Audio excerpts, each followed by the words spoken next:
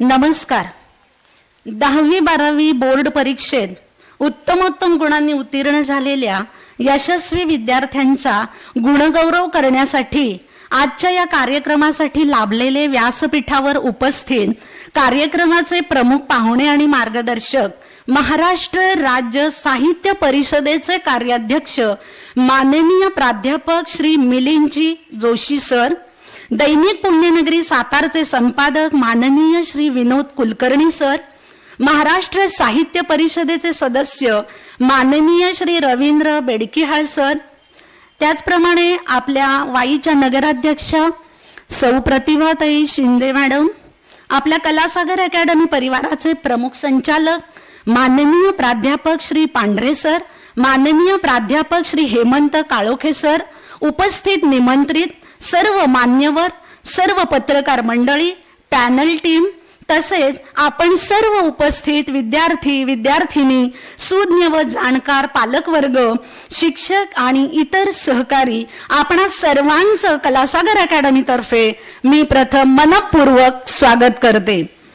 आजपर्यंत आपल्या सर्वांच्या अनमोल अशा सहकार्याने प्रगतीच्या दिशेने वाटचाल करणारी कलासागर अकॅडमी सतत नवनवीन बदलांचा ध्यास घेऊन विद्यार्थ्यांच्या प्रगतीच्या दृष्टीने सतत प्रयत्नशील असते. विद्यार्थ्यांचा सर्वांगीण विकास हेच ब्रीद घेऊन चालणारी शिक्षण संस्था म्हणजे कलासागर अकॅडमी, जिथे विद्यार्थी घडवले जातात. हे विद्यार्थी घडवताना अत्यंत नाविन्यपूर्ण डिफरंट प्रोग्राम आपण देतोय. झिरो होमवर्क पॅटर्न तर आपण राबवतोच, पण त्याचबरोबर विद्यार्थ्यांमध्ये वाचन संस्कृती रुजवण्यासाठीही प्रयत्न केला जातो. त्यासाठी काही योजना आपण राबवतो. प्रतिवर्षी आपण पारितोषिक वितरण समारंभाच्या वेळी विद्यार्थ्यांना पुस्तक वितरण केलं जातं. यावर्षीही आपण ज्येष्ठ साहित्यिक माननीय श्री उत्तमजी कांबळे लिखित अव्यक्त माणसांच्या कथा हा कथासंग्रह आपण विद्यार्थ्यांना बक्षिसांसोबत देणार आहोत. यशस्वी विद्यार्थ्यांचा गुणगौरव सोहळा, करिअर गायडन्स, सेमिनार यांसारखे विद्यार्थ्यांना प्रोत्साहन देणारे मार्गदर्शनपर कार्यक्रम आयोजित करत असतो. मराठी साहित्य संमेलनाचे माजी अध्यक्ष ज्येष्ठ साहित्यिक उत्तमजी कांबळे, जागतिक पातळीवरील प्रथित यशसर्जन डॉक्टर विठ्ठलजी लहाने सर, सिने अभिनेता समृद्धी जाधव सर, महाराष्ट्र राज्याचे कार्यकारी अभियंता संतोष शेलार सर, साम टीव्हीचे कार्यकारी संपादक Shri Sanjayji Awate sir, careers counsellor Shri Kedarji Takalkar sir, मान्य श्री चंद्रकांतजी मुंडे सर, वैज्ञानिक व्याख्याते वनराज कुमकर सर, अशा अनेक उच्च विद्याविभूषित आणि दिग्गज मान्यवरांच्या मार्गदर्शनाचा लाभ आजपर्यंत आपल्या विद्यार्थ्यांनी घेतलेला आहे. 10वी-12वी 2019च्या बोर्ड परीक्षेमध्ये आपल्या क्लासचे बहुसंख्य विद्यार्थी विशेष प्रावीण्य मिळवून यशस्वी झालेले आहेत. 12वी बोर्ड परीक्षेत समृद्धी गाढवे 89.8% गुण मिळवून प्रथम क्रमांकाने उत्तीर्ण आहे. सिद्धार्थ नानजकर मेडिकल प्रवेशासाठी नीट मध्ये 700 पैकी 635 गुण मिळवून आपल्या सातारा जिल्ह्यामध्ये अव्वल ठरला आहे. शुभम मोरे याने जेई मेन मध्ये 98.2968% मिळवून वाई मध्ये प्रथम क्रमांक पटकवलेला आहे. तर MHT CET मध्ये 90 आणि 90 पेक्षा अधिक पर्सेंटाईल मिळवणाऱ्यांची संख्या 33 आहे. 10वी बोर्ड परीक्षेमध्ये सुद्धा कलासागर अकॅडमीने घवघवीत यश संपादन केलंय. केदार पवार, सोहम कुमठेकर, सानिका सुतान, ऐश्वर्या फरांदे हे वाई तालुक्यामध्ये प्रथम क्रमांकावर असून 90%च्या वर आपल्याकडे 40 पेक्षाही अधिक विद्यार्थी आहेत. कलासागर अकॅडमीच्या यशाच्या शिरपेचामध्ये मानाचा तुरा होणाऱ्या सर्व यशस्वी विद्यार्थ्यांचे या ठिकाणी हार्दिक अभिनंदन करते. ज्योत तेवते समतेची, ज्योत तेवते त्यागाची, ज्योत तेवते क्रांतीची अन समर्पणाची. या ज्योतीने एकच संदेश दिलाय की स्वतःसाठी जगता जगता दुसऱ्यासाठी जगून पाहावं, आणि म्हणूनच या दीपाला म्हणजे दिव्याला साक्षी ठेवूनच आपण कार्यक्रम साजरा करत असतो. आणि म्हणूनच मी आपल्या आजच्या कार्यक्रमाचे आपले प्रमुख पाहुणे मार्गदर्शक माननीय प्राध्यापक श्री मिलिंदजी जोशी सर, तसेच व्यासपीठावर उपस्थित सर्व मान्यवरांना विनंती करते की त्यांनी सरस्वती पूजन आणि दीप प्रज्वलन करावे.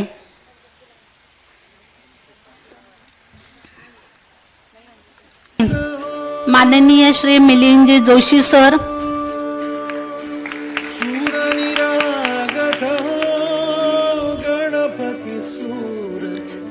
माननीय श्री रवींद्र बेडकिहाळ सर यांचे शुभ हस्ते दीप प्रज्वलन होत आहे. आपल्या वाई शहराच्या नगराध्यक्षा सौ प्रतिभाताई शिंदे मॅडम, आपले कलासागर अकॅडमी परिवाराचे प्रमुख संचालक माननीय श्री पांढरे सर, त्याचप्रमाणे प्राध्यापक माननीय श्री काळोखे सर, सर्व मान्यवरांनी या ठिकाणी दीप प्रज्वलन केलेलं आहे. त्यांना मी स्थानापन्न होण्याची विनंती करते. सूर्य हा बुडताना दिसतो पण तो कधीच बुडत नाही.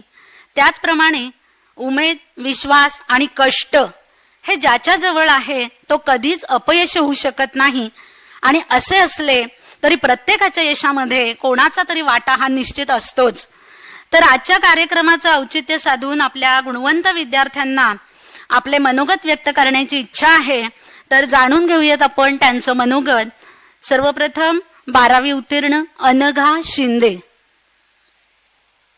शिंदे, त्यानंतर सिद्धार्थ नानचकर, समृद्धी गाढवे, त्यानंतर वैभवी सावंत, वैष्णवी शेंडे, केदार पवार, राजलक्ष्मी कासुर्डे, अनुजा गायकवाड. यांनी ते पहिल्या रो मध्ये येऊन बसायला हरकत नाहीये.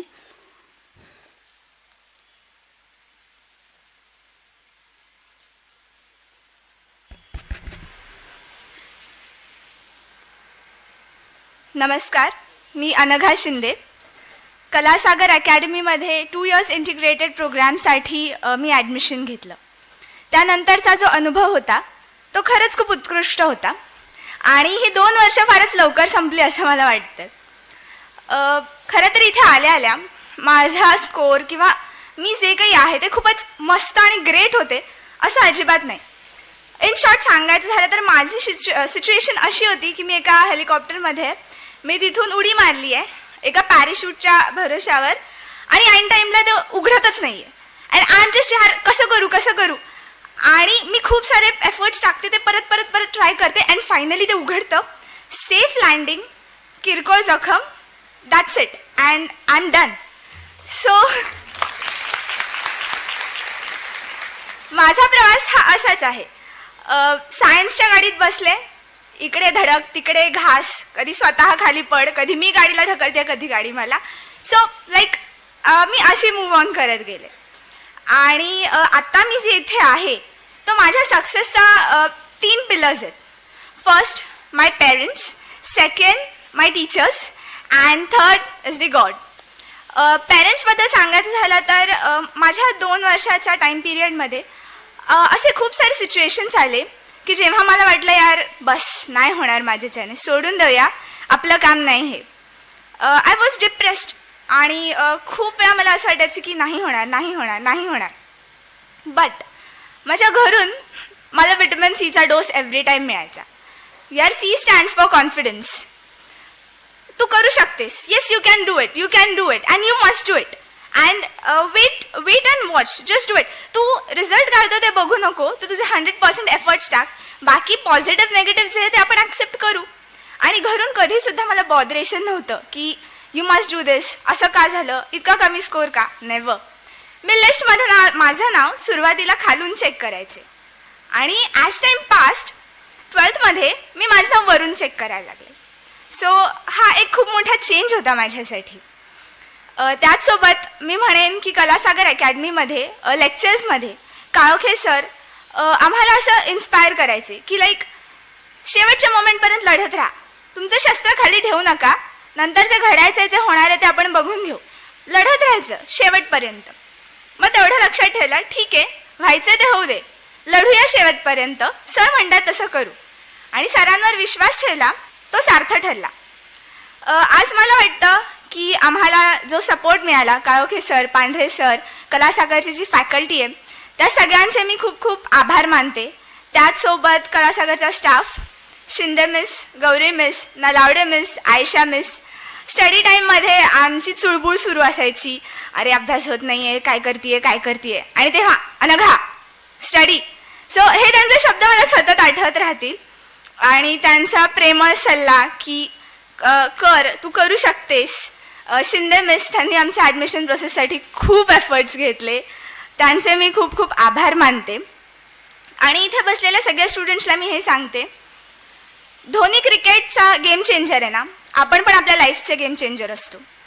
आपल्या स्वतःवर विश्वास ठेवा and let your action speak louder than their words, and this is the key to success. दोनच गोष्टी इम्पॉर्टंट असतात. First is confidence, second is hard work. मी एवढं बोलते आणि थांबते, पण जाता जाता मी हे म्हणेन की असली मंजिल मिलना अभी बाकी है, अभी इरादे पूरे होना बाकी है, अभी तो तोली है मुट्ठी भर जमी, आसमां तोलना अभी बाकी है. थँक्यू. सुंदर. पुढे सिद्धार्थ नानजकर हा आता आपलं मनोगत व्यक्त करतोय.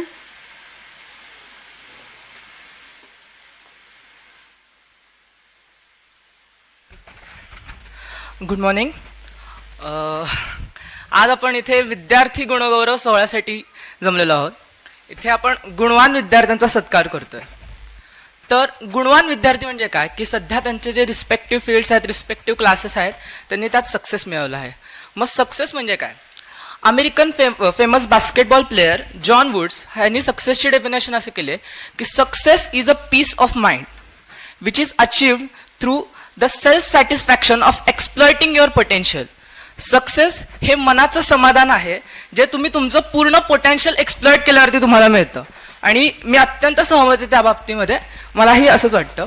इथे मी 8वीपासून तर आहेच आहे आणि 11वी-12वीला मी इथे इंटिग्रेटेड कोर्समध्ये प्रवेश घेतला. आणि 11वी-12वीची म्हणजे 2 वर्ष, ती फक्त वर्ष नाही तर ती एक मोठी जर्नी आहे. म्हणजे 5 मिनिटाच्या भाषणामध्ये ती समट अप करणं शक्य नाहीये. पण त्या 2 वर्षामध्ये मी शिक्षण घेतलं, एज्युकेशन घेतलं. आता एज्युकेशन म्हणजे काय तर आपण सगळे हे मान्य करू शकतो की एज्युकेशन हे प्रत्येक माणसाच्या आयुष्यात अत्यंत महत्वाचं आहे. पण या एज्युकेशनला पण 2 पैलू असतात. शॉर्ट टर्म त्याचे फायदे असतात आणि लॉंग टर्म फायदे असतात. तर आता शॉर्ट टर्म फायदा म्हणजे हा की मला आता नीट एक्झामिनेशनमध्ये 635 मार्क्स पडले, त्यामुळे मला चांगल्या रँकचं गव्हर्नमेंट कॉलेज मिळणार आहे. पण त्याचे काही लॉंग टर्म फायदे आहेत. या माझ्या पूर्ण पिरियडमध्ये, जर्नीमध्ये मी काही माइलस्टोन्स अचीव्ह केले, काही क्वालिटीज डेव्हलप केल्या. मला त्याबद्दल बोलायला आवडेल. फर्स्ट ऑफ ऑल की एम ठरवणं. म्हणजे मी असं मानतो की मी जगातला सगळ्यात जास्त इनडिसायसिव्ह पर्सन आहे. इनडिसायसिव्ह म्हणजे मला एक्झॅक्टली काय चूज करायचं, काही ऑप्शन ठेवले तुम्ही माझ्यासमोर तर पटकन मला काही चूज करता येत नाही. म्हणजे लहानपणापासूनची माझी सवय. सगळे विचारतात तुला आई जास्त आवडते का बाबा, मला कधी त्याचं उत्तर देता यायचं नाही. चूज करणं, इनडिसायसिव्हनेस हा माझा स्वभाव होता. आणि त्यात आता 11वीला गेल्यावरती सायन्स घ्यायचं मी ठरवलं होतं, पण सायन्समध्ये सुद्धा इंजिनिअरिंग, डॉक्टर आणि अजून खूप फील्ड्स आहेत. तर त्या सुद्धा चूज करताना म्हणजे फायनली तुमचं एम डिसाईड करता आलं पाहिजे तुम्हाला. आणि ते मला करता आलं सरांच्या मार्गदर्शनामुळे, सगळ्यांच्या सपोर्टमुळे. Second, hard work. Hard work is the key to success. Everybody knows this. Hard work अत्यंत इम्पॉर्टंट आहे. त्यामुळे पण हार्डवर्क म्हणजे आत्ता मला 635 मार्क्स मिळाल्यानंतर सगळे कौतुक करायला लागले, सगळे म्हणायला लागले हा जिनियसच होता. त्यानंतर मला मी कुठेतरी स्टोरी वाचली होती, मला एक्झॅक्टली त्यातले पीपल माहित नाही, पण कोणीतरी युरोपियन चित्रकार होता आणि त्याला एक दिवस कोणीतरी एक आर्ट इंथुझियास्ट भेटायला आला आणि तो त्याला म्हणाला, त्यांनी त्या चित्रकाराने त्या माणसासमोर एक चित्र काढलं, निसर्ग चित्र काढलं आणि ते अत्यंत सुंदर होतं. तर तो त्यांचं कौतुक करायला लागला, तुम्हाला काय नेचरने टॅलेंट दिलंय, तुम्ही गॉड गिफ्टेड आहात, तुम्ही जीनियस आहात. तेव्हा त्या चित्रकाराने त्याला एका रूम मध्ये घेऊन गेला आणि तिथे त्यांनी पहिल्यापासून काढलेली सगळी फेल गेलेली चित्र, जी चांगली आली नाहीये, ती दाखवली. म्हणजे तो म्हणाला की जीनियस वगैरे हे सगळे शब्द आहेत, शेवटी हार्डवर्क इज ओनली की. Third point, smart work. Hard work is important but smart work is more important. तुम्ही जस्ट तुम्हाला एखादा सब्जेक्ट आवडतो म्हणून तो घेऊन बसू शकत नाही, तुम्हाला एक लेसन आवडतोय तो घेऊन बसू शकत नाही. In the world of competitive examinations you have to be specific, you have to know the trends. Past इयरचे पेपर पाहावे लागतात, काय ट्रेंड्स चालू आहेत, कुठल्या टॉपिकला काय वेटेज आहे, कुठल्या सब्जेक्टला काय वेटेज आहे ते पाहावं लागतं. तर हार्डवर्क बरोबर स्ट्रॅटेजीज ठरवाव्या लागतात. एक्झाममध्ये कोणत्या स्टाईलनी पेपर अटेम्प्ट करायचा आहे, त्यापासून ते घरी कसा अभ्यास करायचा आहे, या सगळ्याच्या स्ट्रॅटेजीज ठरवाव्या लागतात. आणि ते सगळं स्ट्रॅटेजाइज करणं मी 2 वर्षात शिकलो. फोर्थ की is the time management. Time management is extremely important. तुम्ही तुम्ही खूप हुशार आहात, तुम्ही खूप स्टडी केला, पण तुम्हाला जर एक्झामिनेशनमध्ये त्या 3 आवर्सच्या ड्युरेशनमध्ये ते सगळं आठवलं नाही, ते सगळं तुम्हाला टाइम मॅनेजमेंट करताना आलं तर त्या स्टडीचा उपयोग नसतो. त्याचप्रमाणे तुम्ही घरी तुमचा एकच सब्जेक्ट फेवरेट आणि तोच घेऊन बसला आणि त्याला सगळा टाइम दिला तर त्याचाही उपयोग नसतो. प्रत्येक सब्जेक्टला त्याच्या वेटेज प्रमाणे तुम्हाला टाइम द्यावा लागतो. तर हे टाइम मॅनेजमेंट अत्यंत महत्वाचं असं मी या वर्षांमध्ये शिकलो. फिफ्थ आहे इमोशन मॅनेजमेंट. आणि I guess this is the most important one, की या 2 वर्षात आपण एखाद्या एक्झामसाठी खूप मेहनत करतो, खूप हे करतो, पण त्यानंतर कधी समटाइम्स असं होतं की रिझल्ट येत नाहीत आणि त्यानंतर सुद्धा जे तुम्ही फ्रस्ट्रेट होता, पण डिमोटिवेट न होता दुसऱ्या दिवशी परत उभा राहून तुम्हाला अभ्यास करणं नेक्स्ट टॉपिकचं सुरू करावं लागतं. तर आय गेस हे फ्रस्ट्रेशन आणि इमोशन मॅनेजमेंट हे अत्यंत महत्वाचे स्किल्स आहेत जे मी या वर्षांमध्ये शिकलो. सिक्स्थ आहे ते म्हणजे जे पिटी प्लेजर्स आहेत त्यांना बळी न पडणं. की म्हणजे लिटरली काल मी फर्स्ट टाइम मोबाईलवरती स्नॅपचॅटचं ऍप डाउनलोड केलं आणि त्यामध्ये एवढे फिल्टर्स असतात डोक्यावरती, ते बनी वगैरे फिल्टर, मी खूप मजा करत बसलो होतो. काल मला झोपायला फार उशीर झाला. म्हणजे हे सगळं खूप इंटरेस्टिंग आहे, या वयात आपल्याला सगळं खूप मजेदार वाटतं. पण हे सगळे आहेत पिटी प्लेजर्स आणि you have to keep away from this, की तुमची जी ध्येय आहे तिथपर्यंत जाण्यासाठी तुम्हाला पिटी प्लेजर्स पासून लांब राहावं लागतं. तर ते मी या 2 वर्षात शिकलो की कुठल्याही पिटी प्लेजर्सला बळी गेलो नाही. आणि 7th की तुम्हाला जे रिसोर्सेस अवेलेबल आहेत त्यांचा उपयोग करणं. म्हणजे बरीच लोक म्हणतात की मी अभ्यास करण्यासाठी मोबाईल सोडला, टीव्ही सोडला, बट आय गेस सध्या मल्टीमीडियाचा जमाना आहे, सध्या इंटरनेटचा जमाना आहे आणि you cannot live without it. की इंटरनेटवरती एवढी माहिती आहे की तुमच्याकडे जे सगळे सोर्सेस आहेत, मी कुठलाही सोर्स माझ्याकडे जो होता तो सोडला नाही. मी इंटरनेटवरती हे केलं, मी शिक्षकांकडे गेलो, मी शिक्षकांचं डोकं खाल्लं, जेवढे रिसोर्सेस अवेलेबल आहेत मी तेवढे सगळे युटिलाइज केले. म्हणजे मी एका पॉइंटला बाबांना सांगितलं की ठीक आहे, आता तुम्ही 1 वर्ष लिटरली माझ्या बरोबर थांबा, काही काम करू नका. आणि त्यांचं पण म्हणजे कौतुक आहे, ते माझ्याबरोबर 1 वर्ष थांबले. पण म्हणजे तुमच्याकडे जे रिसोर्सेस आहेत, ह्युमन रिसोर्स असू दे नाही तर मग काही टेक्नॉलॉजी, पण त्याचं युटिलायझेशन हे अत्यंत महत्वाचं आहे आणि ते मी या वर्षात शिकलो. आणि लास्ट म्हणजे कॉन्फिडन्स. कुठलंही ध्येय ठरवणं आणि मग ते अचीव्ह करण्यासाठी एक प्लॅन आखणं आणि सेल्फ कॉन्फिडन्सनी त्या ध्येयाला पर्यंत जाणं हे अत्यंत इम्पॉर्टंट असतं. आणि सेल्फ कॉन्फिडन्स या सगळ्यामध्ये खूप इम्पॉर्टंट असतो. There are some movements where you are doubting yourself, की तुम्हाला सेल्फ डाऊट व्हायला लागतो की हे आपल्याला अचीव्ह होणार आहे का, हे आपल्या कपॅसिटीमध्ये आहे का, पण त्या सगळ्याला ओव्हरकम करून शेवटी स्वतःवरती विश्वास ठेवून पुढे जावं लागतं. तर आय गेस हे महत्वाचे मुद्दे मी शिकलो. आणि मी म्हणल्याप्रमाणे की शिक्षणाचे शॉर्ट टर्म बेनिफिट्स असतात आणि लॉंग टर्म बेनिफिट्स असतात. तर आय गेस हे सगळे होते ते लॉंग टर्म बेनिफिट्स होते, कारण आता मला जे मार्क्स पडले त्यातून मला कॉलेज मिळेल, पण बहुधा त्या कॉलेजपेक्षा मी या 2 वर्षात जे गुण शिकलो आहे, जे क्वालिटीज अक्वायर केल्या आहेत त्या मला पुढे आयुष्यभर उपयोगी पडतील. आणि आय गेस मी माझ्या ज्युनियर्सला पण हेच सांगू इच्छिन की तुमचे मार्क्स काही असू द्या, पण या सगळ्या क्वालिटीज अचीव्ह करायचा प्रयत्न करा. 2 वर्षात जेवढे जास्तीत जास्त क्वालिटी, जेवढे जास्तीत जास्त सेल्फ डेव्हलपमेंट करता येईल तेवढं करा. कारण education is not just about marks, it's about development of a human being as a whole. तुमची ॲज अ होल डेव्हलपमेंट होणं हे अत्यंत महत्वाचं आहे, मग ते कोणतंही एज्युकेशन असू दे. Lastly I would like to thank all the people. पहिल्यांदा सर, मला सरांची एक क्वालिटी आवडायची की मी सरांकडे जायचो, सर मला हा प्रॉब्लेम आहे, तर सरांचा हा ॲटिट्यूड कधीच नसायचा की हा लहान मुलगा आहे, ह्याला काय कळतंय किंवा ह्याचं मी काय ऐकू. सर नेहमी माझा जो प्रॉब्लेम असतील तो ऐकून घ्यायचे, मग त्याप्रमाणे रिक्वायर्ड कधी कधी माझी सजेशन ऐकून चेंज करायचे, कधी कधी मी त्यांचे सजेशन ऐकायचो. की हा अत्यंत महत्वाचा विद्यार्थी आणि शिक्षक किंवा विद्यार्थी आणि अथॉरिटी मॅनेजमेंट यांच्याबरोबरचं जो कॉन्व्हर्सेशन होतं ते आमच्या बरोबर होतं आणि ते आय गेस बेनिफिशियल असतं. त्यानंतर संपूर्ण शिक्षक वृंद कलासागरचा, की 8वी पासून ज्या लोकांनी मला इथपर्यंत डेव्हलप केलं, एवढं केपेबल केलं की मी आज तुमच्या पुढे येऊन बोलू शकतो. आणि कलासागरची पूर्ण मॅनेजमेंट टीम, की ब्रेक झाला की मग आम्हाला वर्गात अभ्यासाला बसायचं असायचं, मग मी थोडा वेळ सांगायचा की सिद्धार्थ आता बराच वेळ झाला आता अभ्यासाला बस. किती एक फ्रेंडली नाही, मायाळू वृत्ती, की एकदम घरासारखं वाटणं तिथे, की आपल्याला सांगतंय कोणीतरी आईसारखं. म्हणजे मी गौरी मिसला नेहमी म्हणायचो की मला लिटरली सेकंड मदर सारख्यात गौरी मिस मला नेहमी असं म्हणायचं. आणि इव्हन सगळ्याच रुपाली मिस, नारळ मिस, सगळ्या मिस, की अत्यंत असं होमली वातावरण होतं. मला अत्यंत काइंड ऑफ पॅम्परिंग सुद्धा होतं आणि अत्यंत चांगल्या पद्धतीने इथे होतं. तर आणि अजूनही सगळ्या स्टाफ आणि सगळी जी लोक जी माझ्या सक्सेसमध्ये डिरेक्टली आणि इनडिरेक्टली इन्व्हॉल्ड आहेत, I would like to thank them. आणि specially I would like to thank my father, कारण त्यांनी 1 वर्ष काही म्हणजे सगळं त्यांचं काम सोडून ते माझ्या बरोबर बसले. मला ह्युमन रिसर्च याची गरज होती की मला भरपूर जे कॉलेजेस आहेत त्याबद्दल रिसर्च वगैरे करायचं होतं, पण मला अभ्यासामुळे वेळ नाही मिळायचा. तर मी ते त्यांच्याकडून करून घ्यायचो. त्यांनी मला भरपूर मार्गदर्शन केलं. तर I would like to thank him also आणि पूर्ण family. Thank you very much for listening. खरोखर सर्व विद्यार्थ्यांनी बोध घ्यावा असंच मनोगत या ठिकाणी सिद्धार्थनी या ठिकाणी आपलं मनोगत व्यक्त केलंय. पुढे समृद्धी गाढवे आपलं मनोगत व्यक्त करेल. समृद्धी गाढवे. Good morning, all the dignitaries on the dais, respected teachers, parents, and all my fellow friends. Today, I have got this golden chance to exclaim my thoughts on this stage.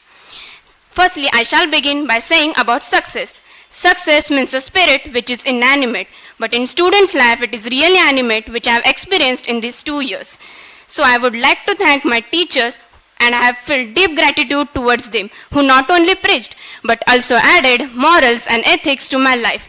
Firstly, I would like to thank all my honorable teachers who had stepped me towards my ambition. Thanking Kaluke sir and Pandre sir, who beckon the light and make me walk on the path by giving guidance and moral support. Thanking all my subject teachers who had preached me since last 2 years. Thanking Honorable Mishra sir, who taught physics with a great interest by making it easy to understand. And also his motivation has helped me a lot. A great thanks to Ghadge Miss and Gaikwad sir, who had taught biology enthusiastically by making it easy to learn and clear all my doubts. A charming thanks to Bhave sir, who taught chemistry with a great affection. A very deep thanks to Pandey sir, who taught chemistry with a huge participation. He preached experiences and values which made me positive and energetic to face all these exams. He is really an ideal teacher. A warm thanks to Vishal sir and Sachin sir, who contributed to cover both part of physics and chemistry. As languages played a great role to score umpteen good marks in board, which was really possible because of Shinde Miss, who taught English wholeheartedly, and also Nalaude Miss, who posteriorly taught Hindi by making it easy to remember. Once again, my open thanks to all my honorable teachers. It is said that 12th matric and entrance exams are pug marks of life. It is really true, which decides your future, and that choice decides your career. In these years, the vital guidance is very much important, which Kalasagar Academy aimed to give me. During this phase, I have made lot of mistakes, and those mistakes today are remains, cast and fossils which water my eyes. Indeed, thinking of those mistakes today is really immaterial. So friends, I feel that these mistakes like losing your confidence or continuity in studies or getting embarrassed and sad due to upcoming failures may obstruct your journey.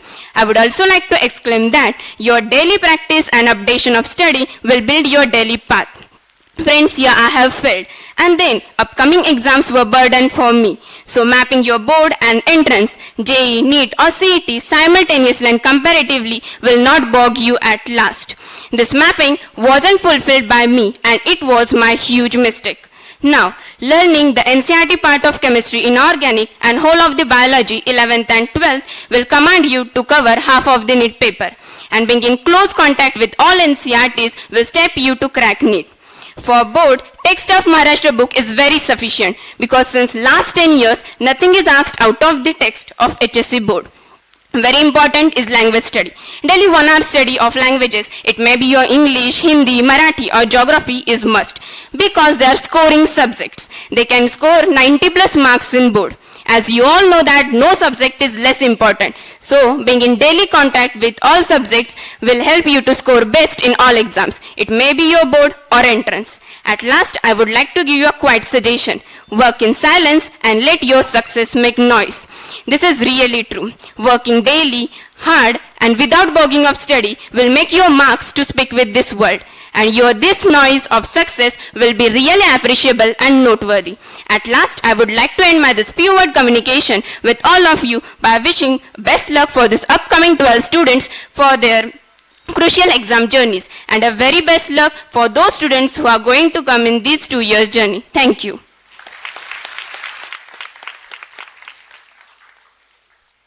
Shubham More आता आपलं मनोगत व्यक्त करतोय. 10वी pass out Vaibhavi Sawant ही आता मनोगत व्यक्त करेल. वैभवी सावंत नंतर वैष्णवी शेंडे.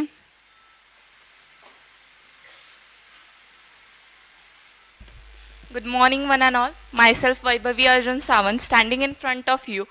Today, I will not give you any strategies or anything because I am not so experienced and all. Just I have cracked that egg and just I have come out and started crawling. So I will not give you any strategies, but I will just say you one thing, that just listen to your teachers because and your parents, because they are saying they are experienced and they are saying for your and hoping for your good future. So please listen them. And first of all, I would like to congratulate all the students for getting so good marks and results. And I think there was great effort done by Kalasagar Academy, including teachers, staff, and all the committee members. Not only students' effort, but there was great work done by this. I feel very proud to be a part of Kalasagar family. And not only my mother, but anyone's mother would not be worried because we were staying here for hours and hours for study. But there was so-called big mother, that is itself Swati Miss, because she, time to time, she was just saying that yes, you can do it. And my all friends were just like, we are not worry about that. She used to pinch us sometimes to handle creatures like us. She have to take some big Rudra avatars and all. And but yet she didn't lose any confidence. She kept us motivating all the time. She did this, but Pandre sir and Karoke sir, without knowing us, without coming in contact with us, they used to pay attention on us just like as father does. So I would like to thank them. And today, because of their efforts, today 130 members are 85 above, who are scoring 85 above. So it is really very great work done by them. And lastly, I would like to thank my parents, especially my father, because they stood back of me and they gave me confidence that yes, you can do it.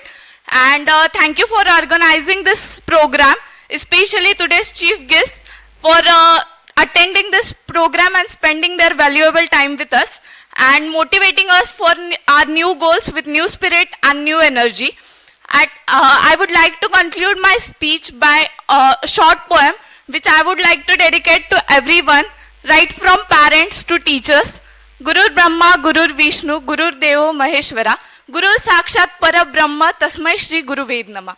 This poem is just like, I feel that they are my God. Teachers are God, parents are God. Everyone from Kaka to right from all the committee members, they have played their role keenly. So I would like to thank everyone, and thank you for having me here and giving me a chance to share this stage with such honorable chief. And thank you once again, and best of luck for your great future. Thank you. Vaishnavi शेंडे, त्यानंतर Kedar Pawar. Good morning everyone. आज रविवार आहे, मला माहिती आहे तुमचा हक्काचा दिवस आहे, पण तुम्ही सगळे इथे आल्याबद्दल थँक्यू व्हेरी मच. मी थोडंसंच बोलणार आहे, नो जास्त formalities, directly to the point. बरेचदा काय होतं, आपण मैत्रिणींचं जास्त ऐकतो की ए आई जाऊ दे ना गं, माझी मैत्रीण त्या क्लासमध्ये, मला त्या क्लासला लाव ना, असं आपण बोलतो. पण त्यावेळी जर मी माझ्या आईबाबाचं ऐकलं नसतं तर कदाचित आज तुमच्यासमोर मी उभी नसते. आणि आता जास्त काही बोलणार नाही, मी फक्त क्लासविषयीच बोलेन की खरंच सांगते, आईबाबांचं ऐका, तुमचं भलं होईल. कारण का मी स्वतः एक्सपिरियन्स केलेलं आहे. मी कितीही बोलले की मला एवढे पर्सेंटेज पडणार आहेत, पण मला तेवढेच पर्सेंट पडले जेवढे माझी आई बोलली. म्हणून खरंच आईबाबांचं ऐका. आणि नेहमी पांढरे मॅडम म्हणतातच की आईचा आणि बाबांचा सिक्स सेन्स मुलांविषयी खूप स्ट्रॉंग असतो.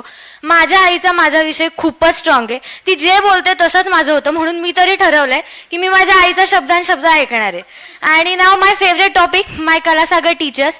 एकतर आधीच आम्ही खूप घाबरलेलो होतो. आमचा नवीन पोर्शन आहे, आजूबाजूचे खूप घाबरणारे होते, त्याच्यामधले अर्धे टीचर्सच होते की तुमचा रिझल्ट 90च्या पुढे जाणार नाहीच आहे. माझ्या एरियामध्ये पण खूप जण होते की एवढा रिझल्ट लागणं शक्य नाही, पण फक्त कलासागरच्या टीमलाच फुल कॉन्फिडन्स होता की हां, ही मुलगी 90च्या वर जाणार, आणि खरंच तेवढा रिझल्ट लागला. त्याच्याबद्दल त्यांचा थँक्यू. काळोखे सर आणि पांढरे सर ह्यांनी आम्हाला शिकवलं नाही, पण दिवाळीनंतर मुलं रिलॅक्स होतात. तसंच आमचं झालं प्रिलियम्सच्या रिझल्ट नंतर. हां, मला 90+ जातोय आम्ही बोर्डाच्या पेपरला. त्यांनी शिस्तीत आम्हाला हवेतून खाली आणायचं काम केलं, आणि त्याच्यामुळे आम्ही 90% बोर्डाच्या पेपरमध्ये आणू शकलो. कारण का आपण प्रिलियमला हवेत गेलो ना तर आई शपथ आपले मार्क्स एवढे येत नाहीत. आणि आत्ता मी 11वीत आहे, कलासागरलाच मी ॲडमिशन घेतलेलं आहे. खरंच 10वीमध्ये 90+ म्हणजे काहीच नाहीये. आपल्याला पुढे खूप काही करायचं असतं. सो मी जाता जाता एवढं सांगेन की आपल्या सिनियर्स बोलून गेलेलेच आहे की स्मार्ट वर्क आणि कन्सिस्टन्सी इज मस्ट. तुम्ही कन्सिस्टन्सी ठेवा आणि स्मार्ट वर्क करा. हार्डवर्क तर होतंच, आणि फक्त आई बाबांचं आणि टीचरांचं प्लीज ऐका, कारण का ते जे बोलतात ना ते 101% होतंच. त्यामुळे थँक्यू. मी एवढंच बोलेन. बाय.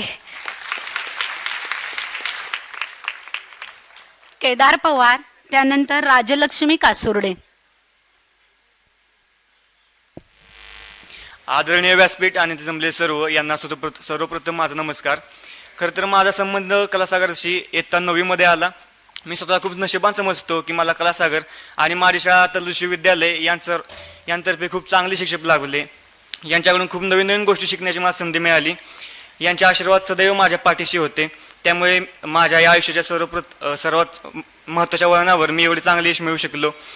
या यशामध्ये मी जिथे प्राथमिक शिक्षण घेतले ती माझी महिला मंडळ शाळा, तलुशी विद्यालय आणि कलासागर परिवार या सर्वांचे आभार मानतो.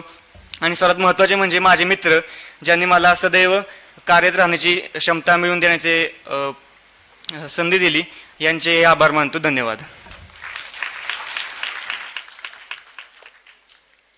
राजलक्ष्मी कासुर्डे आणि अनुजा गायकवाड त्यानंतर.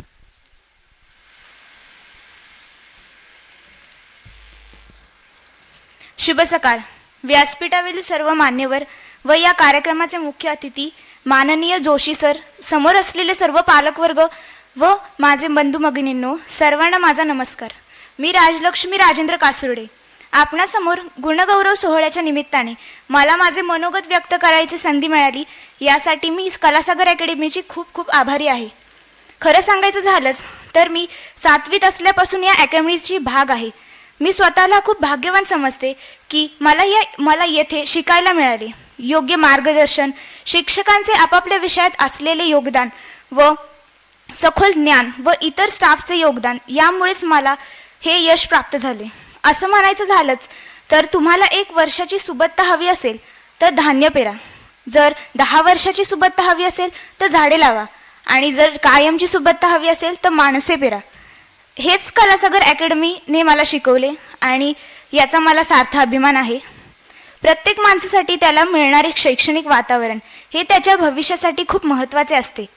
बाबा आमटे म्हणाले की युवकांच्या ओटी जे गीत रुळत असेल त्यावरूनच त्या देशाचे भवितव्य समाजात येते. या इन्स्टिट्यूटमध्ये मलाच नव्हे तर आम्हा सर्वांनाच आमचे उज्ज्वल भविष्य आणि त्यासाठी करावी लागणारी वाटचाल सापडली. त्यामुळे मी सर्वांना खात्री देते की our future will be best and all the best. Vishnu सरांचं सांगायचं झालंच तर ते सायन्स इतकं छान शिकवायचे की डायरेक्ट मेंदूलाच भिडायचं ते. आणि मॅथ्सचं सांगायचं झालं की सगळ्यांना मॅथ्स असं हार्ड, परत काहीच येणार नाही असं वाटतं, पण कुलकर्णी सर आणि प्रतीक्षा मिस असे शिकवायचे की मॅथ्स आमचा डाव्या हाताचा खेळच झालेला आहे, एकदम सोपं. आणि हिंदी मराठीसाठी आमच्या कदम मिस, हिस्ट्रीशी मैत्री करून देणारे आमचे लोंढे सर व इंग्लिश विषयामधील देखील उत्तम मार्क मिळू शकतात हे सांगणारे आमचे अजित सर. माझ्या कलासागर अकॅडमीमधला प्रत्येक दिवस एक ध्येय घेऊन सुरू व्हायचा आणि एक उत्तम अनुभव घेऊन संपायचा. आता मी इथेच थांबते. आणि सगळ्यात महत्त्वाची व्यक्ती म्हणजे स्वाती मिस.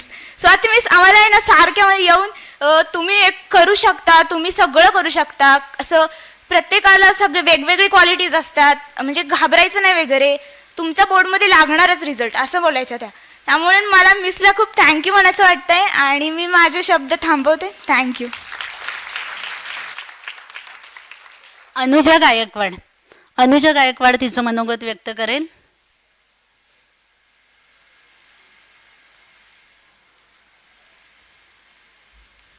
नमस्कार. आज 10वी-12वी बोर्ड परीक्षेतील उज्ज्वल यश मिळवलेल्या विद्यार्थ्यांचा गुणगौरव सोहळा. या कार्यक्रमाचे अध्यक्ष प्रमुख पाहुणे माननीय प्राध्यापक मिलिंद जोशी सर, माझे सर्व आदरणीय गुरुजी आणि शिक्षक आणि मित्रमैत्रिणींनो, प्रथमतः मी सर्व शिक्षकांचे मला इथे मनोगत व्यक्त करण्याची संधी दिली त्याबद्दल आभार मानते. एज्युकेशन विथ इथिक्स हे ब्रीद वाक्य असलेल्या कलासागर अकॅडमीसोबत माझा प्रवास इयत्ता 10वीत गेल्यावर सुरू झाला. जीवन असं जगता यावं, झाड होऊन फुलता यावं. जीवन असं जगता यावं, झाड होऊन फुलता यावं. इतरांना सावली देता देता डोक्यावरचं ऊन विसरून जावं. ह्या सुवचनाप्रमाणे येथील सर्व शिक्षकवृंद मायाळू, प्रेरणादायी आणि कर्तव्यनिष्ठ. त्यांच्याबद्दल बोलेल तेवढं कमीच आहे. आता वेळ नाही आहे, मला खूप बोलायचं आहे त्यांच्याबद्दल, पण असं दे. मी विष्णू सर यांच्याबद्दल ते एकदम मनमोकळे स्वभावाचे. त्यात प्रतीक्षा मिस तर मॅथ्समध्ये परफेक्शनिस्ट. कुलकर्णी सर त्यांचे तर प्रूफ दॅट चे सम्स इतके सोपे करून शिकवतात की माझं मत आहे की आजपर्यंत असं कोणीही दुसरं शिकवणार नाही. परत मला पांढरे सरांबद्दल एक सांगावंसं वाटतं, ते शिकवताना सतत मान वर असली पाहिजे फळ्याकडे, अजिबात खाली बघितलं नाही पाहिजे. पण माझं एक स्पष्ट मत सांगते की त्यांचं व्यक्तिमत्वच इतकं प्रेरणादायी आहे की त्यांच्याकडूनच ताठ मानेने जगण्याची प्रेरणा मिळते. चांगल्या विचारांची, आचारांची, कर्तृत्वांची पिढी निर्माण करण्यासाठी महत्त्वाची असते त्यासाठीची जिद्द, तळमळ आणि झोकून देण्याची वृत्ती, त्याचबरोबर वेळेचे महत्त्व. भाषेच्या प्रश्नपत्रिकेत व्याकरणाचा प्रश्न असतो काळ बदला. व्याकरणाच्या साह्याने आपण काळ बदलतो खरा, पण वास्तवातला काळ बदलता येत नाही, साठवता येत नाही, थांबवता तर नाहीच नाही. फक्त धावतो आणि धावतो. प्रत्येक क्षणाचा उपयोग आपण करून घेतला पाहिजे आणि स्वतःमध्ये सुधार घडवून आणला पाहिजे. आणि हे यासाठी सतत मोटिवेशन देणारे पांढरे सर, काळोखे सर आणि स्वाती मिस हे नेहमीच माझे आदर्श आहेत आणि राहतीलही. मी एवढं म्हणेन, सुरवंटांचे झाले पाखरू, सर्वत्र लागले भराऱ्या मारू. सुरवंटांचे झाले फुलपाखरू, सतत लागले भराऱ्या मारू. नवे जग, नव आशा, शोध घेण्याची जबर मनीषा. याच अकॅडमीने लावले वळण, त्यांच्यावर चढू यशाची चढण. याच अकॅडमीने लावले वळण, त्याच्यावर चढू यशाची चढण. आणि शेवटचं एवढंच म्हणेन की एवढ्या मोठ्या सूर्यासमोर मी तर एक चिमुकलासा काजवा. एवढ्या मोठ्या सूर्यासमोर मी तर एक चिमुकलासा काजवा. इतरांनाही प्रकाशित करण्यासाठी मला मार्गदर्शनासह तुमचा आशीर्वाद हवा. इतरांनाही प्रकाशित करण्यासाठी मला मार्गदर्शनासह तुमचा आशीर्वाद हवा. थँक्यू. संघर्षरूपी जीवनातील पुढील शैक्षणिक वाटचालीमध्ये यांनी असंच पुनश्च विजयी व्हावं, आयुष्यवंत, यशवंत, कीर्तिवंत व्हा, याच आपणास मनपूर्वक शुभेच्छा. ज्ञानरूपी मार्गाच्या पदक्रमणातून कळस गाठू प्रगतीचा, त्यासाठी मान आहे प्रमुख पाहुण्यांच्या भाषणाचा. आजच्या कार्यक्रमाचे प्रमुख पाहुणे आणि मार्गदर्शक माननीय प्राध्यापक श्री मिलिंदजी जोशी यांना मी विनंती करते की त्यांनी आपल्या मार्गदर्शनाने आम्हाला उपकृत करावं.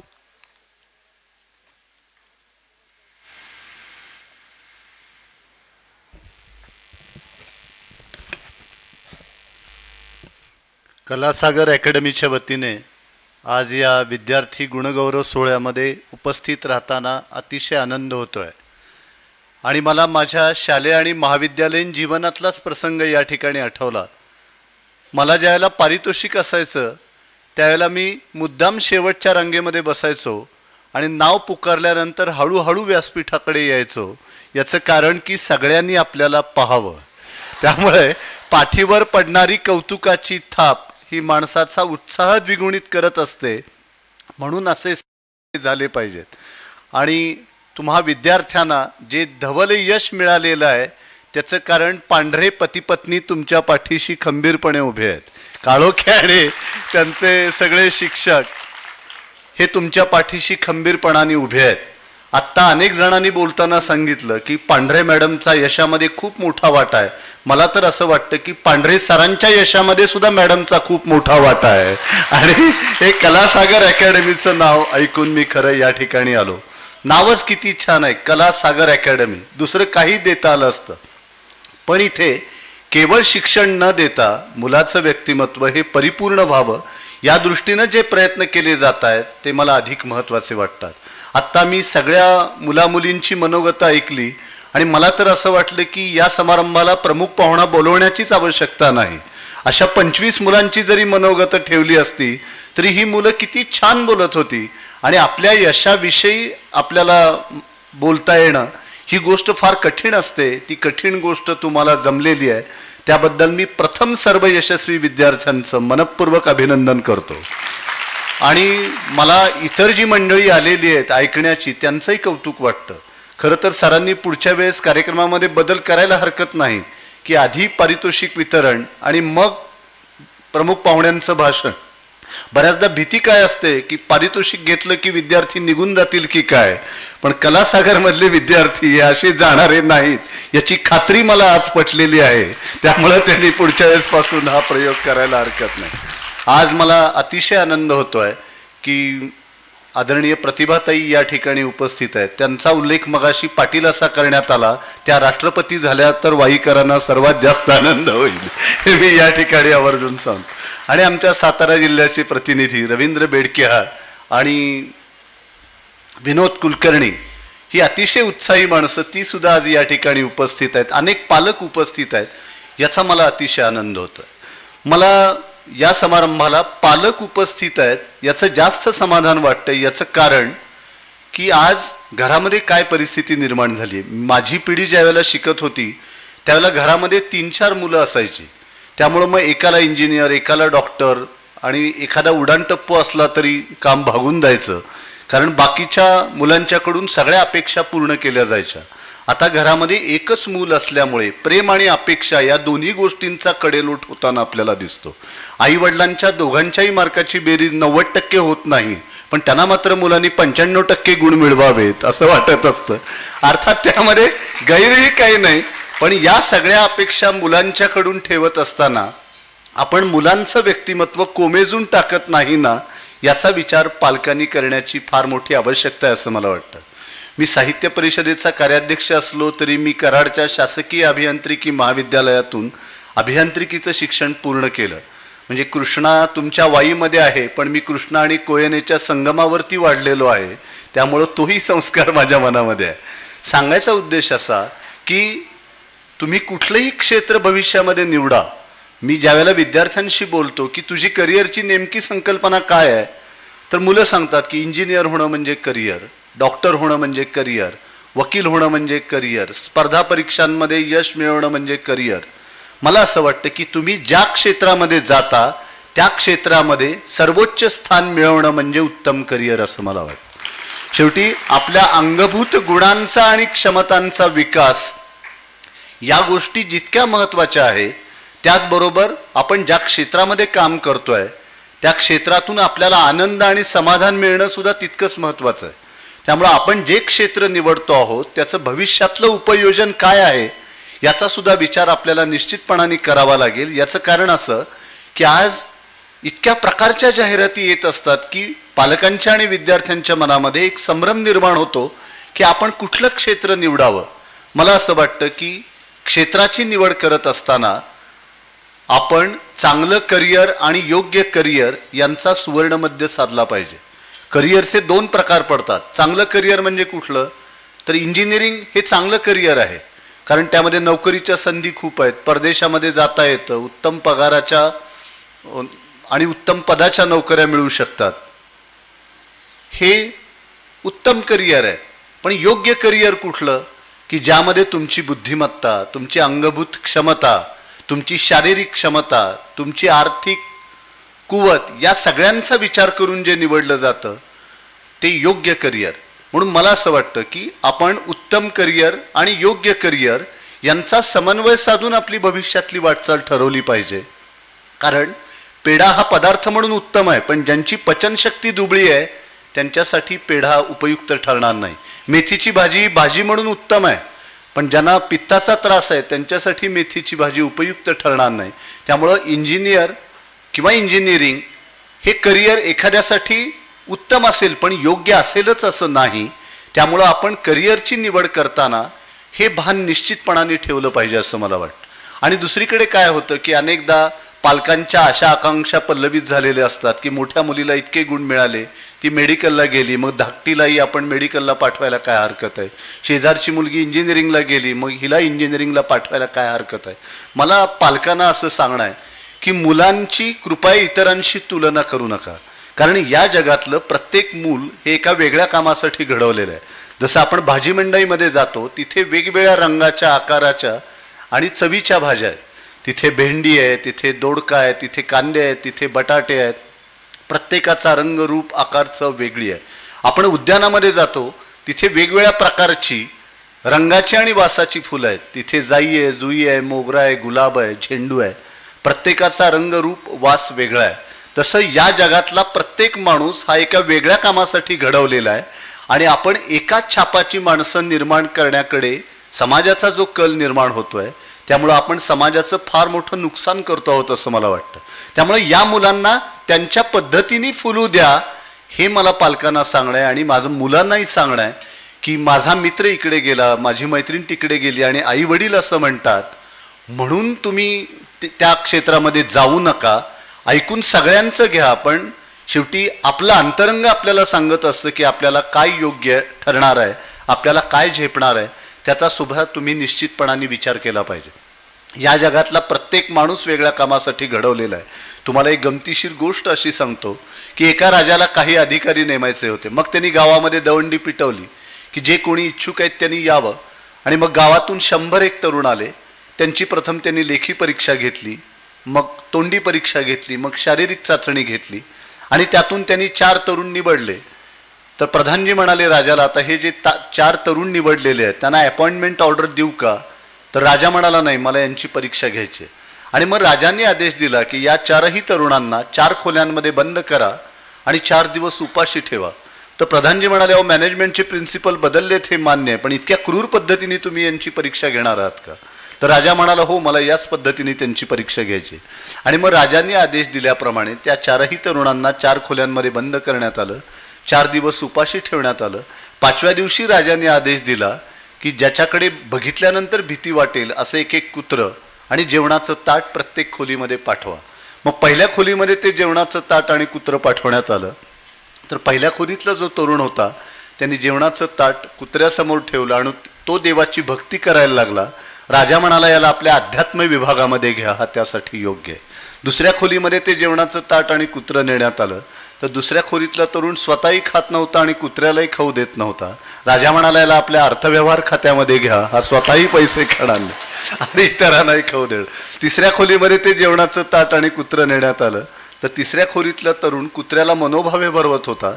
राजा म्हणाला, याला आपल्या मुदपाक खाण्यामध्ये, कॅन्टीनमध्ये घ्या, उत्तम पदार्थ बनवेल आणि इतरांना खाऊ घालेल. चौथ्या खोलीमध्ये ते जेवणाचं ताट आणि कुत्रं नेण्यात आलं. तर चौथ्या खोलीतला तरुण अक्षरशः कुत्र्याच्या उरावरती बसून खात होता. राजा म्हणाला, याला आपल्या सिक्युरिटी डिपार्टमेंटला घ्या, हा त्याच्यासाठी योग्य. त्यामुळे प्रत्येक मूल हे वेगळ्या कामासाठी घडवलेलं आहे आणि आपण कुठल्या कामासाठी घडवलेलो आहोत याचा विचार करण्याची एक शक्ती ही मुलांच्या ठिकाणी निश्चितपणाने असते. त्याचा विचार तुम्ही सगळ्यांनी केला पाहिजे. आणि मित्रांनो, मला तुम्हाला एक गोष्ट आवर्जून सांगायची आहे की आता ज्यांनी CETची परीक्षा दिलेली आहे, आता पूर्वीसारखा 10वी आणि 12वीचा ताण राहिलेला नाही. मी पुण्याहून आलो. पुण्यात तर मुलगा 10वी आणि 12वीला गेला की नातेवाईकांना पत्रच लिहितात, जसं आपण लग्नाच्या वेळेला लिहितो की सहकुटुंब मित्रमैत्रिणीसह अगत्य येण्याचे करावे. तसा मुलगा 10वी आणि 12वीला गेल्यानंतर आमच्याकडे चिरंजीव अमुक अमुक किंवा कुमारी अमुक अमुक 10वी आणि 12वीला शिकत असल्यामुळे वर्षभर पाहुण्यांनी न येण्याचे करावे असंच पत्र पाठवलेलं असतं. आणि आई वडिलांचाच रक्तदाब इतका वाढलेला असतो कारण सतत तो मुलगा समोर दिसत असतो, काळा ठिपका, आता याचं काय करू, हा अभ्यासाला का बसला नाही. तर मुलांच्या वरती हा ताण देता कामा नये.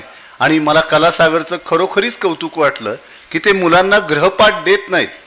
आज परिस्थिती अशी निर्माण झाली आहे, तुम्ही वाईमधली मंडळी खरोखरीच भाग्यवान आहात, पण पुण्यामध्ये जर मुलाला शाळेमध्ये जायचं असेल तर त्याला शाळेमध्ये जायला 1 तास लागतो, घरी यायला 1 तास, शाळेमधले 6-7 तास, घरी आल्यानंतर आईच्या आवडीचा 1 क्लास, मग बापाच्या आवडीचा 1 क्लास आणि शाळेने दिलेला भाराभर ग्रहपाठ. या त्याच्या जीवनशैलीमध्ये कुठेही वाचनाला आणि खेळाला स्थान नाही. म्हणून तुम्ही ग्रहपाठ नावाची जी संकल्पना टाळली याचा मला खरोखरीच आनंद होतो. आणि दुसरी महत्त्वाची गोष्ट म्हणजे तुम्ही वाचन संस्कृतीला प्राधान्य देतात, ही किती चांगली गोष्ट आहे. हे मी मुलांना का सांगतोय की आता CET तुम्ही दिलेली आहे 12वीच्या मुलांनी आणि तुम्ही आता इंजिनिअरिंग, मेडिकलला, मॅनेजमेंटला हव्या त्या शाखेला तुम्ही जाल, पण या CET पेक्षा सुद्धा जीवनाची जी स्पर्धा परीक्षा आहे ती महाभयानक आहे. आणि त्या स्पर्धा परीक्षेमध्ये जर तुम्हाला टिकायचं असेल तर तुम्हाला अनेक गुण आत्मसात करणं महत्त्वाचं आहे. म्हणजे स्पर्धेमध्ये, या परीक्षांमध्ये प्रथम येण्यापेक्षा सुद्धा तुमचं व्यक्तिमत्व बहुआयामी असणं हे जास्त महत्त्वाचं आहे. मी एका इंजिनिअरिंग कॉलेजमध्ये प्राध्यापक म्हणून काम पाहतो. माझ्याकडे शेवटच्या वर्षाला जी मुलं असतात त्यांना नोकऱ्या देण्यासाठी कंपन्या येतात, तर त्यांचं सांगणं एकच असतं की आम्हाला 90% विद्यार्थी नसला तरी चालेल, त्याला 70-80% मिळाले तरी चालेल, पण त्याला उत्तम लिहिता आलं पाहिजे, उत्तम बोलता आलं पाहिजे, त्याला नेतृत्व करता आलं पाहिजे, त्याला नैराश्यावरती मात करता आली पाहिजे आणि निर्णय घेता आले पाहिजेत. आज ती परिस्थिती दिसत नाही. अतिशय हुशार मुलं, 90% गुण, काय वाचलं, बायोडाटामध्ये लिहिलेलं असतं, हॉबीज, रीडिंग, 3 पुस्तकांची नावं सांगता येत नाही.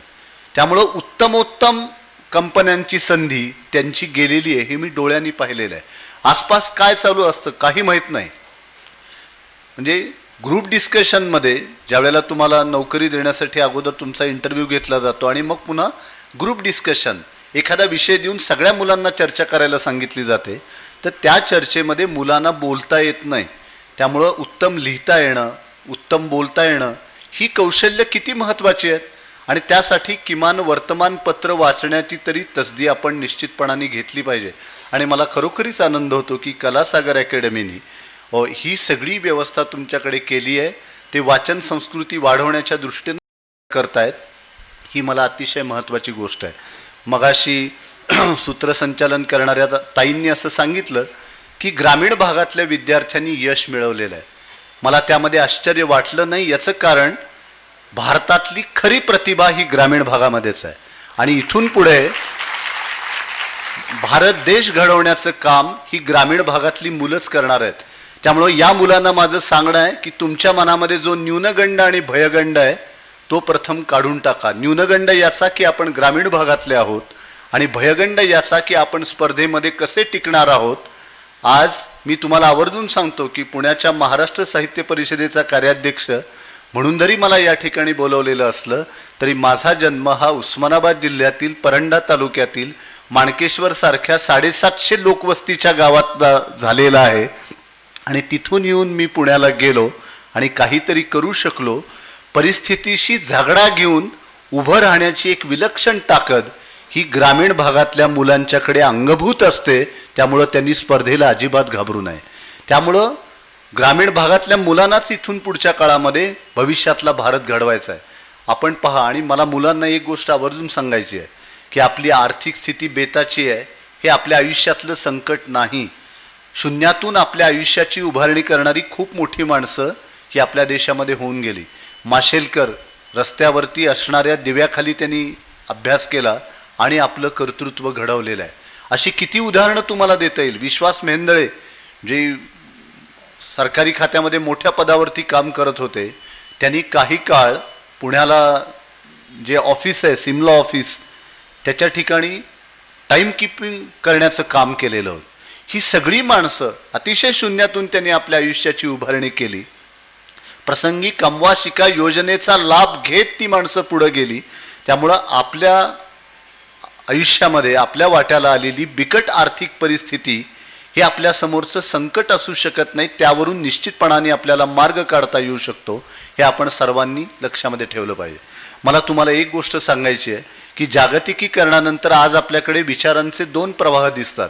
पहिल्या प्रवाहाचं म्हणणं असं आहे की जागतिकीकरण झाल्यानंतर परदेशातल्या खूप मोठ्या कंपन्या भारतामध्ये आल्या, त्यांनी आपले उद्योग या ठिकाणी वाढवले आणि त्यामुळं रोजगाराच्या फार मोठ्या संधी उपलब्ध झालेल्या आहेत. तर दुसरीकडे औद्योगिक क्षेत्रातल्या लोकांचं म्हणणं असं आहे की रोजगाराच्या फार मोठ्या संधी उपलब्ध आहेत, पण आम्हाला योग्य गुणवत्तेची माणसं मिळत नाहीत. आणि एका जागतिक सर्वेक्षणामध्ये असं दिसलंय, त्यांनी असं म्हटलं की भारतातलं जे मनुष्यबळ आहे ते वरवर पाहता चांगलं दिसतं, पण विज्ञानाच्या क्षेत्रातले केवळ 25% लोकच योग्य कामासाठी उपयुक्त ठरू शकतात. तेव्हा आपण उपलब्ध आहोत, पण उपयुक्त आहोत का याचा विचार आपण सगळ्यांनी केला पाहिजे. आणि उपलब्ध असणं आणि उपयुक्त असणं म्हणजे उपलब्ध मनुष्यबळाचं उपयुक्त मनुष्यबळामध्ये रूपांतर करणं, हे आपल्या शिक्षण व्यवस्थेसमोरचं सध्या सगळ्यात मोठं आव्हान आहे. आणि मला कलासागर अकॅडमीला खरोखरीच धन्यवाद दिले पाहिजे की तुम्ही मुलांना परीक्षांमध्ये गुण मिळावेत, स्पर्धा परीक्षांमध्ये गुण मिळावेत यासाठी प्रयत्न करता आहातच, पण त्यांचं व्यक्तिमत्व बहुआयामी होऊन त्यांचं उपयुक्त मनुष्यबळामध्ये रूपांतर होण्यासाठी जे प्रयत्न करता आहात ते अधिक महत्त्वाचे आहेत. मित्रांनो, मला तुम्हाला एक गोष्ट सांगायची आहे की 10वी आणि 12वीचं जे वर्ष आहे त्या वर्षामध्ये समोर तारा आणि काही एक असं पायतळी अंगार, केवळ अभ्यास हेच आपलं ध्येय असलं पाहिजे आणि ते असतंही. पण मला तुम्हाला हेही सांगितलं पाहिजे की जीवन जगणं ही गोष्ट सुद्धा तितकीच महत्त्वाची आहे. डॉक्टर APJ अब्दुल कलाम ज्यावेळेला मुंबईच्या IIT मध्ये गेले त्यावेळेला तिथल्या एका इंजिनियरनी त्यांना प्रश्न विचारला भाषण झाल्यानंतर की आपण इंजिनियरही आहात, आपण कविताही करता, हे कसं काय शक्य आहे? त्यावेळेला डॉक्टर APJ अब्दुल कलाम म्हणाले की माझं इंजिनिअरिंगच्या क्षेत्रातलं ज्ञान आणि माझी कविता ही ज्या ठिकाणी इंटरसेक्ट होईल that will be the point of creativity, त्या ठिकाणी खरी सर्जनशीलता असणार आहे. त्यामुळं ही सर्जनशीलता खूप महत्त्वाची आहे. इथून पुढच्या काळामध्ये पदव्या सगळ्यांच्याकडेच असणार आहेत, पण सर्जनशीलता, प्रयोगशीलता आणि कृतिशीलता हे गुण ज्यांच्याकडे आहेत तीच मुलं भविष्यामध्ये निश्चितपणाने चांगल्या पद्धतीने वाटचाल करू शकणार आहेत. त्यामुळे आपल्या सगळ्यांची जबाबदारी आहे की मी इतरांच्या पेक्षा वेगळा कसा आहे, माझ्याकडे कुठले अधिक गुण आहेत आणि त्या अंगभूत गुणांना मी कसा विकसित करणार आहे याचा विचार तुम्हा सगळ्यांना निश्चितपणाने करावा लागेल. अन्यथा औषधांवरती जशा एक्सपायरी डेट येतात तशा भविष्यांमध्ये पदव्यांवरती येण्याची शक्यता नाकारता येत नाही. इतक्या सगळ्या कालच्या गोष्टी आज ज्याला आपण आउटडेटेड किंवा कालबाह्य असं म्हणतो त्या होताना दिसतात. या सर्व परिस्थितीमध्ये आपण जे क्षेत्र निवडतो आहोत त्याचं भविष्यातलं उपयोजन काय आहे ही फार महत्त्वाची गोष्ट आहे. मगाशी एका मुलीने मनोगतामध्ये खूप छान मुद्दा मांडला. मित्रांनो, आज आपल्या समाजावरती सगळ्यात महत्त्वाचं आणि गंभीर वाटावं असं सावट कुठलं असेल तर मला वाटतं ते नैराश्यवादाचं आहे. आणि ते तरुण पिढीच्या मनावरती निराशेचं खूप मोठं मळब दाटून आलेलं आहे. त्यामुळं थोडंसं जरी अपयश आलं, म्हणजे 99.99 जरी गुण मिळाले तरी 0.1 का मिळाले नाहीत म्हणून निराश होणारी मुलं आहेत. लातूरच्या मुलाने आपलं जीवन संपवलं. इतके उत्तम गुण मिळून सुद्धा ही परिस्थिती का घडवावी? एका छोट्याशा चुकीसाठी आपल्या आयुष्याचं मोल पणाला लावू नका. जीवनामध्ये हे इतकं महत्त्वाचं नाही आहे. आपण पूर्ण प्रयत्नानिशी उतरणं ही गोष्ट महत्त्वाचीच आहे, पण या निराशेच्या मळभावरती तुम्हाला मात करता आली पाहिजे, ते दूर सारता आलं पाहिजे. म्हणजे एक काळ असा होता की आम्ही परीक्षेतले गुण म्हणजे गुणवत्ता असं समजत होतो आणि ती योग्यच होती. आम्ही मुलांचा बुद्ध्यांक काढत होतो, मानसिक वय भागिले शारीरिक वय. पण पुढे समाजशास्त्रज्ञानं असं जाणवलं की नुसत्या परीक्षेतल्या गुणांच्या वरती आपल्याला हवाला देऊन हे मूल्यमापन करता येणार नाही. काही माणसं अशी असतात की ती कमी शिकलेली असतात, प्रसंगी उत्तम निर्णय घेतात, त्यांच्या या गुणाचं सुद्धा कुठंतरी मूल्यमापन झालं पाहिजे आणि मग त्यातून भावनिक बुद्धिमत्तेसारखी संकल्पना अस्तित्वात आली. पुढे लोकांना असं जाणवलं की नुसतं भावनेच्या आहारी जाऊनही उपयोगाचं नाही, आपलं आत्मबळ सुद्धा तितकंच महत्त्वाचं असलं पाहिजे. कारण आत्मबळ चांगलं असेल तर आपण विवेकाने निर्णय घेऊ शकतो. पण मानसशास्त्रज्ञांना असं जाणवतंय आता की या intelligence, emotional intelligence, spiritual intelligence यापेक्षा सुद्धा फ्रस्ट्रेशन टॉलरन्स रेजिस्टन्स, नैराश्यावर मात करण्याची शक्ती ही सगळ्यात मोठी शक्ती आहे आणि ती ज्याच्याकडे असेल त्यालाच भविष्यामध्ये यशाची शिखरं पादाक्रांत करता येणार आहेत. त्यामुळे ही शक्ती आपल्याला कशी मिळवता येईल हे आपण शिकलं पाहिजे, आणि ही तुम्हाला वाचनातून मिळू शकेल. आणि आपल्या मनाला एक सवय लावा की छोट्या गोष्टीने अजिबात निराश व्हायचं नाही. आमच्या वसंतराव कानेटकरांच्या फक्त एकच कारण या नाटकातला तो तरुण वारंवार विचारतो की मला असं एक तरी कारण सांगा की ज्यामुळं मी या देशामध्ये राहावं. सत्तेशिवाय पद, पैशाशिवाय मान आणि शिफारसी खेरीज नोकरी मिळणारच नसेल तर या देशामध्ये राहून उपयोग तरी काय. मला असं वाटतं की त्या मुलाचा प्रश्न हा चिंतन करायला लावणारा असला तरी निराश करायला लावणारा मुळीच नाही. सगळ्या मोठ्या झालेल्या, शून्यातून मोठ्या झालेल्या लोकांची जीवनचरित्र हातामध्ये घेऊन तुम्ही स्वतःलाच बजावलं पाहिजे की इतकं निराश होण्याचं कारण नाही.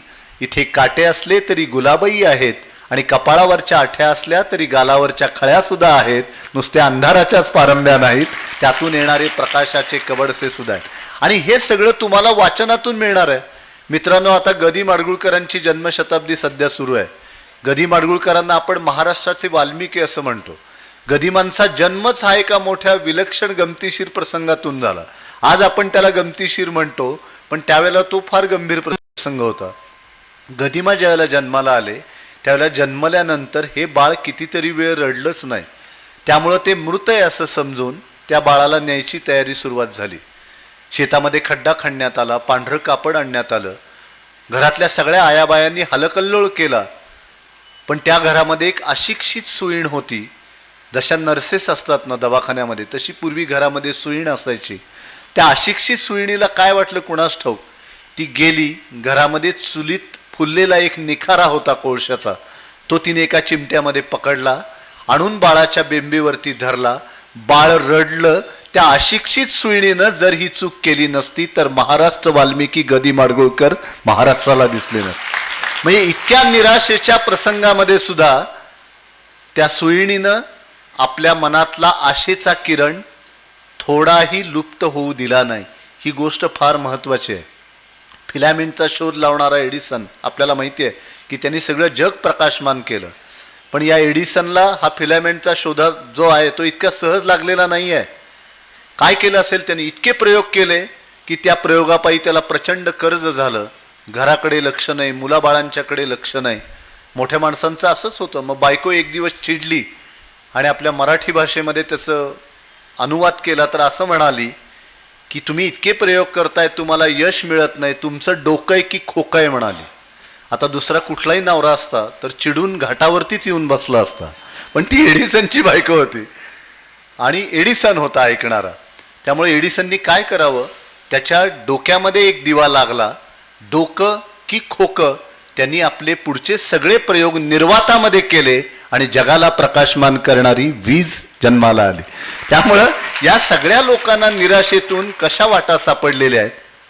म्हणून मित्रांनो, एकच सांगणं आहे की आपल्या आयुष्यातल्या नैराश्यावरती मात करायला शिका. यशाचं जे शिखर आहे ते तुम्हाला खूप जवळ असल्याशिवाय राहणार नाही. आणि तुम्ही जे वाचन संस्कृती वाढावी यासाठी प्रयत्न करताय, त्यामध्ये मी एक पुस्तक तुम्हाला आवर्जून सांगेन. आचार्य अत्रेंचं मी कसा झालो हे पुस्तक वाचलंच पाहिजे तुम्ही. आजकाल मुलं हसताना दिसत नाहीत आणि हुशार मुलं म्हणजे तर प्रचंड गंभीर असतात. त्यांचे पालक त्याहून गंभीर, शिक्षक तर स्मितहास्य सुद्धा करत नाहीत, अशी एकूण सगळी परिस्थिती असते. आणि एवढी गंभीरता काय आहे, सगळ्या जगाचं काय ताण आपल्यावरती आहे, अशा भ्रमामध्ये अजिबात राहू नका. म्हणजे वर्गामध्ये मुलं गंभीर, सभेमध्ये श्रोते गंभीर, घरात माणसं गंभीर. प्रथम यांना त्रिफळा चूर्ण देऊन यांचा बद्धकोष्ठतेचा विकार दूर करावा की काय, असा विचार मनामध्ये येतो. आपल्याकडे किती छान शब्दामध्ये सांगितले, औषधेषु अपि सर्वेषु हास्यम श्रेष्ठम वदंतीह स्वाधीनम सुलभम चापी आरोग्यानंदवर्धनम. सर्व औषधामध्ये हास्य श्रेष्ठ आहे, कारण ते स्वाधीन आहे, सुलभ आहे, आरोग्य आणि आनंद वाढवणार आहे. हे देवानी दिलेलं औषध सोडून आज आपण MD आणि MS झालेल्या लोकांच्या बाहेर रांगाला होतोय. ही जीवनाची प्रतारणा आहे. हास्य आपलं अजिबात लोपू देऊ नका. 10वीला असलं म्हणून हसू नये असं कुठं लिहिलेलं आहे का बोर्डाच्या नियमांमध्ये? किंवा 12वीला आहात, CETची परीक्षा देतात, फक्त स्मित हास्यच केलं पाहिजे असं अजिबात सांगितलेलं नाही. खळखळून हसा. याचं कारण जीवनाचा खरा आनंद आपल्याला त्यातून मिळणार आहे. आणि म्हणून मी कसा झालो हे जे आचार्य अत्रेंचं पुस्तक मी तुम्हाला वाचायला सांगतोय, याचं कारण तुम्हाला ते पुस्तक हसवेल सुद्धा, पण जीवनातल्या या संकटांवरती कसं स्वार व्हायचं, प्रसंगी उत्तम निर्णय कसे घ्यायचे, तत्परता ज्याला आपण म्हणू, समयसूचकता आपण ज्याला म्हणू, त्याचं सुद्धा एक मार्गदर्शन तुम्हाला या पुस्तकातून निश्चितपणाने मिळेल. म्हणजे आत्रेन ज्या वेळेला पुण्यामध्ये शिकत होते, आत्रेंनी असं सांगितलं की मी दुसऱ्या कुठल्याही शाळेमध्ये गेलो असतो तरी प्रांत किंवा कलेक्टर झालो असतो, पण मी भावे स्कूलमध्ये गेल्यामुळे विनोदी लेखक झालो. याचं कारण तिथे शिक्षण आणि अभ्यास सोडून सगळ्या गोष्टी चालत होत्या. तिथे विद्यार्थ्यांचं सरासरी वय 20 वर्ष, त्यामुळे अनेकदा शिक्षक कोण आणि विद्यार्थी कोण हेच कळायचं नाही. एकदा एक शिक्षक उशिरा आले तर मुख्याध्यापकांनी त्यांनाच पोर्चमध्ये 2 छड्या दिल्या आणि मग ते स्टाफ रूममध्ये गेल्यानंतर म्हणाले, अहो आज मला मुख्याध्यापकांनी पोर्चमध्ये 2 छड्या दिल्या. तर मग ते इतर शिक्षक म्हणाले, अहो तुम्ही त्यांना सांगायचं की मी इथेच शिकवतो म्हणून. तर ते म्हणाले की मी तोंड उघडणार. एवढ्यात ते म्हणाले की तोंड उघडशील तर अजून 2 छड्या देईन, त्यामुळं मी अजिबात बोललो. तर अशा वातावरणामध्ये अत्रे वाढले. पुढचा प्रसंग तुम्हाला सांगायचा म्हणजे अत्रेंच्या वडिलांचं निधन झालं आणि त्यांना नोकरीची आवश्यकता होती. मग मुंबईला कोणीतरी त्यांना सांगितले की सँडहर्स्ट हायस्कूल जे आहे तिथे जा, तुम्हाला तिथे शिक्षकाची नोकरी मिळेल. आणि मग तिथे अत्रे गेले. जयकर नावाचे प्राचार्य होते. मग त्याने अत्रेंना सांगितलं की आमच्याकडे चिठ्ठी चपाटी वशिला काही चालत नाही, वर्गामध्ये जायचं, मुलांना शिकवायचं, मुलं जर 60 मिनिटं शांत बसली तर तुमची नोकरी पक्की. आता कलासागर अकॅडमीमध्ये हे होत असेल असं मला वाटतं, नाहीतर आजकाल परिस्थिती फार गंभीर आहे. मुलं वर्गातनं नुसते आवाजच येतात, शिक्षकांचा आवाजच येत नाही, अशी एकूण परिस्थिती असते. तर अत्रेंनी तो अनुभव मोठा गमतीशीर दिला. अत्रे म्हणाले, मी वर्गामध्ये गेलो, वर्गामध्ये 60 मुलं, 60 गुणिले 2, 120 डोळ्यांचा राक्षस आपल्याकडे पाहतोय म्हटल्यानंतर पाय लटलट कापायला लागले. पण अत्रेंनी डॅफोडिल्स नावाची कविता उत्तम शिकवली. बाहेर आले, मुलं शांत बसली. प्राचार्य म्हणाले तुमची नोकरी पक्की. अत्र्यांनी लगेच मित्रांना फोन केला की आज मी तुम्हाला पार्टी देणार आहे कारण माझी नोकरी पक्की झाली. तर मित्र म्हणाले आज आम्हीच तुला सांत्वनपर पार्टी देणार आहोत, कारण तुला ज्या शाळेत नोकरी मिळाली तिथे 3-3 महिने पगारच होत नाहीत, त्यामुळे येणाऱ्या प्रत्येकालाच नोकरी दिली. आणि अत्रेंना अनुभव आला, पहिल्या महिन्यात पगार नाही, दुसऱ्या महिन्यात पगार नाही, तिसऱ्या महिन्यात विमनस्क अवस्थेत बसलेले. पण खसतील ते अत्रे कसले, आपलं बसणं कसं याच्यावर सुद्धा खूप गोष्टी अवलंबून आहेत. माणसं नाही तर दादच देत नाही. आपण साईटवरती गेल्यानंतर इंजिनियरकडे पाहिल्यानंतर आपल्याला कळतं की इमारत 50 वर्ष टिकणार आहे की नाही. नाहीतर इंजिनियरच असा ढेपाळलेला असेल तर उद्या हा स्लॅब खाली येतो की काय अशी भीती मनामध्ये. आपण डॉक्टरांच्याकडे गेलो, डॉक्टरच हे किडमिडीत, पेशंटला वाटतं हे अगोदर जात आहेत का मी अगोदर जात. त्यामुळं आपल्या व्यक्तिमत्वावरती खूप गोष्टी अवलंबून आहेत. तर त्यामुळं अत्रे असे बसले होते की ते मुख्याध्यापकच आहेत असं वाटत होतं. आणि मग अत्रेने विचारलं काय काम आहे, तर ते समोरच्या शाळेतले शिक्षक म्हणाले की आत्ताच माझी आमच्या समोरच्या शाळेत प्राचार्यांच्या बरोबर भांडणं झाली आणि मी राजीनामा देऊन तडक या ठिकाणी आलो आहे.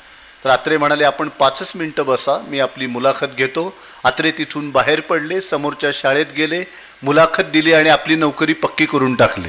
त्यामुळं आपल्याला कशा पद्धतीने भविष्यामध्ये वाटचाल केली पाहिजे. म्हणून मला तुम्हाला एकच सांगणं आहे की ही बुद्धिमत्ता तर आहेच परीक्षेतली, पण त्याचबरोबर ही जी भावनिक बुद्धिमत्ता आहे ती सुद्धा तुम्हाला निश्चितपणाने आत्मसात केली पाहिजे. तुम्हाला नैराश्यावरती मात करता आली पाहिजे. त्यामुळे हे सगळे गुण तुम्ही आत्मसात करा, तुमचं भवितव्य उज्ज्वल असणार आहे. आणि त्या मोबाईलच्या फार नादी लागू नका. बाहेर मस्त पाऊस पडतोय आणि आम्ही पुण्यातले लोक पाचगणी महाबळेश्वरला येतो आणि वाईटला मुलगा टाकतो इट इज रेनिंग, आणि मग किती लाईक आणि किती कमेंट. त्यामुळं ज्या मोबाईलच्या नादामध्ये आपलं आयुष्य म्हणजे इतरांच्यासाठीची अभिप्राय वही बनवू नका. कारण ज्यांना इतरांच्या अभिप्रायावर जगण्याची सवय लागते त्यांचं स्वतःचं असं काही राहत नाही. चित्रामधली फुले पाहुनी गंध फुलांचा कळतो कधी, कंदीलाचे चित्र लावूनी उजेड त्यांचा पडतो कधी. नुसते बनूनी किडे पुस्तकी पंडित तुम्ही बनू नका, घरट्यामधल्या नवचिमण्यांनो मुक्त उडारे मुक्त फिरा. त्यामुळं हे तंत्रज्ञान आवश्यक आहे का, आवश्यकच आहे.